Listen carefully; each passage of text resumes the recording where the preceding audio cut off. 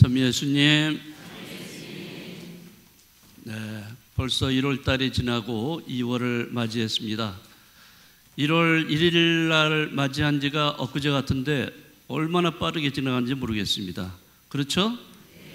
네, 다 나이를 이제 자꾸 먹어가고 있으니까 네, 한 해 한 해 이렇게 지나가는 게 좀 아깝다 이런 생각도 들고, 네, 또 새로운 2월 달을 맞이해서 또 우리는 새로운 마음으로 또 시작을 하려고 합니다. 오늘은 여러분이 아시다시피 주님 봉헌 축일입니다.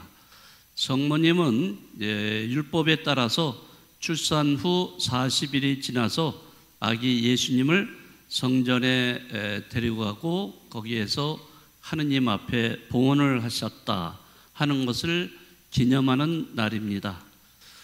우리 그리스도교에서 봉헌이라고 하는 것은 모든 신자들의 가장 근본적인 신앙의 태도라고 할 수가 있습니다. 우리는 하느님께 우리 자신의 삶의 모든 것을 봉헌하는 사람입니다.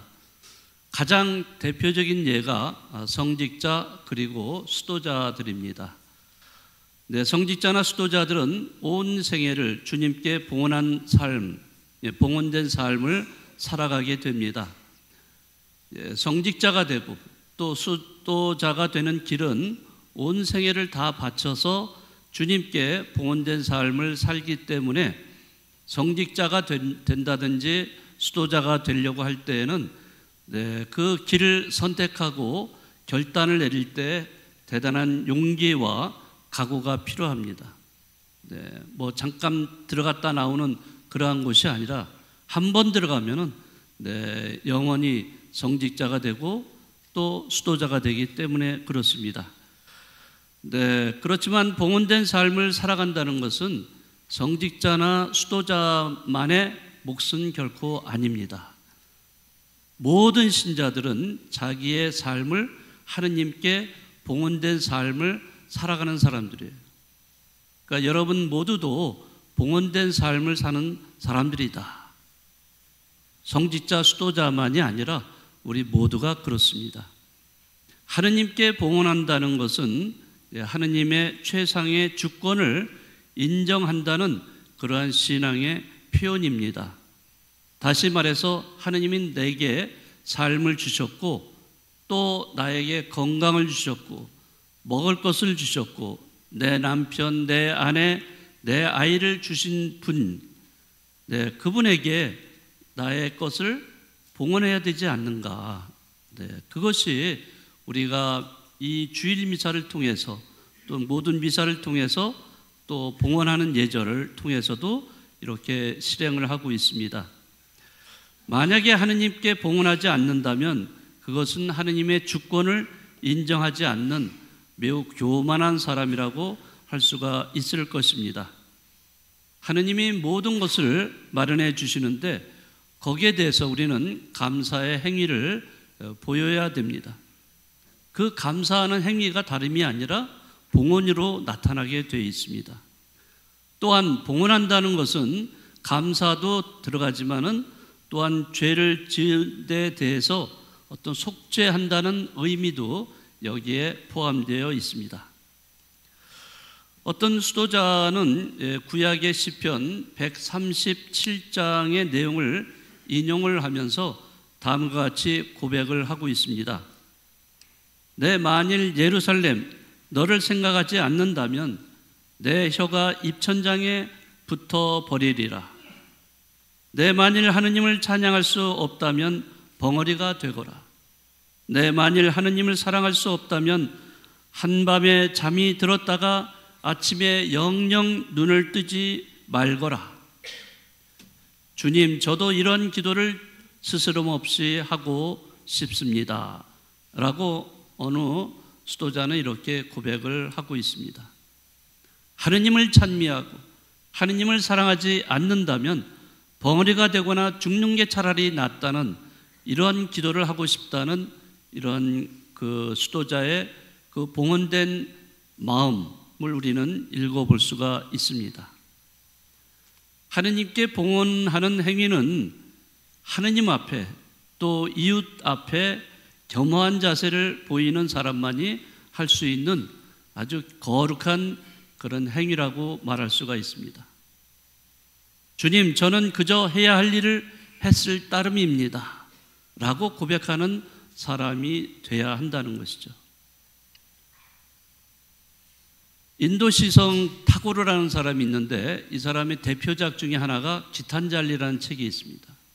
네, 여기에 이런 이야기가 나옵니다.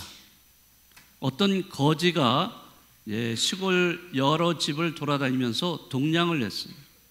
구걸에서 얻은 곡식을 이 동냥 주머니에 넣고 그리고서 이제 집으로 돌아오는 길이었습니다.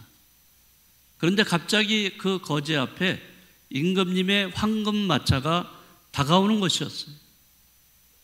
그런 위대한 임금님이 자기에게 뭔가 동냥을 해줄 것이다 라는 그런 기대에 부풀어서 몸을 숙였습니다. 마차는 정말로 그가 서 있는 길에 멈추었고 그 마차 속에서 임금이 내리더니 느닷없이 그 거지에게 손을 내밀면서 이렇게 물었습니다. 그대는 나에게 무엇을 바칠 것인가? 그 거지는 너무 황당했어요.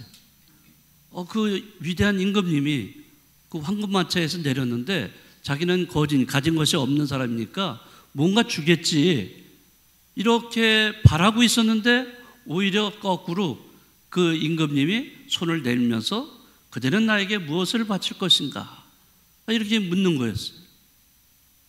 실망했겠죠. 네. 자, 그렇지만은 자기가 가지고 있던 그 동냥 주머니에서 그는 쌀 한 톨, 그것도 많지도 않고 쌀 한 톨을 그 임금님께 드렸어요. 임금님은 그걸 받아가지고 다시 마차를 타고 갈 길을 가버렸습니다.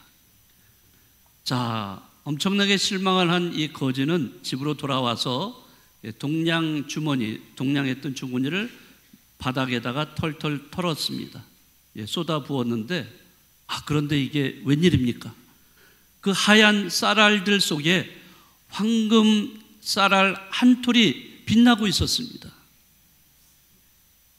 그는 이거를 보고서 너무나 애타하고 밤새 내내 엉엉 울면서 이렇게 한탄을 했습니다. 그때 임금님에게 이 쌀 전부를 왜 드리지 못하였던가? 네, 이렇게 한탄을 하면서 밤을 샜습니다. 아무리 한탄해도 무슨 소용이 있겠어요? 이미 마차는 지나가 버렸어요. 돌아오지 않습니다. 저는 이 이야기 속에서 사랑에 대한 생각이 났습니다. 사랑이라는 것은 계산할 수 있습니까? 없습니까? 수학처럼 이렇게 공식에 넣어서 계산할 수가 없는 거죠. 네. 자, 이 사랑을 계산하고 있는 우리 자신의 모습을 이 거지를 통해서 발견하게 됩니다. 사랑은 결코 계산할 수 있는 것은 아닙니다. 그런데도 우리는 주님 앞에서까지도 계산을 해요. 그러다 보니까 아까워해가지고 내 시간을, 내 재능을, 내 노력을, 내 재물을, 내 삶의 전부를 그분께 제대로 드리지 못하고 있다는 것입니다. 그렇지만 내 삶의 전부를 드린다면 그분도 당신의 모든 것을 우리에게 주실 텐데 말입니다. 제가 말씀드리는 것은 우리가 많이 바치면 그분도 많이 주겠지, 이런 어떤 조건적인 그 관계가 아니라 하느님께서 우리에게 조건 없이 내주시는 분이기 때문에 그렇습니다. 요한복음 3장 16절에 보세요. 거기에서는 하느님께서 뭐라고 그 말씀이 나오냐면, 하느님은 우리 인간을 극진히 사랑하셔서 당신의 소중한 외아들을 우리에게 내어주셨고, 그래서 우리가 그분을 통해서 구원할 수 있는 길을 열어주셨다고 이렇게 되어 있습니다. 그 예수님은 우리를 구원하기 위해서 당신 십자가의 길을 가셨고 거기서 죽으시고 부활하셨죠. 그 모든 것이 바로 우리에게 구원의 길로 인도해 주시기 위한 것이었습니다. 우리 인간에 대한 그분의 사랑이 이렇듯이 극진하다는 것을 우리가 깨닫는다면 우리는 그분께 내 모든 것을 바쳐드려야 되지 않을까, 이런 생각이 듭니다.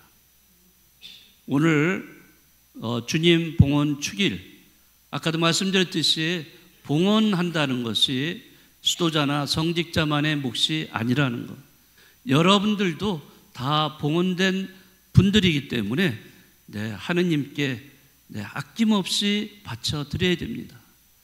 물론 제가 말씀드린 것은 물질적인 것만을 얘기하는 건 아니에요. 물질적인 건 아니고 보이지 않는 것, 그런 것도 엄청나게 많습니다. 여러분들 사랑을 하느님께 봉헌할 수 있고, 여러분들 사랑 말고 또 용서도 여러분들이 봉헌하실 수가 있어요. 용서하지 못한다고 하잖아요. 그러나 하느님께 봉헌하세요. 그렇다면은 여러분들은 하느님을 바라보면서 얼마든지 용서하실 수가 있을 겁니다. 새해 들어서 벌써 한 달이 지나갔습니다.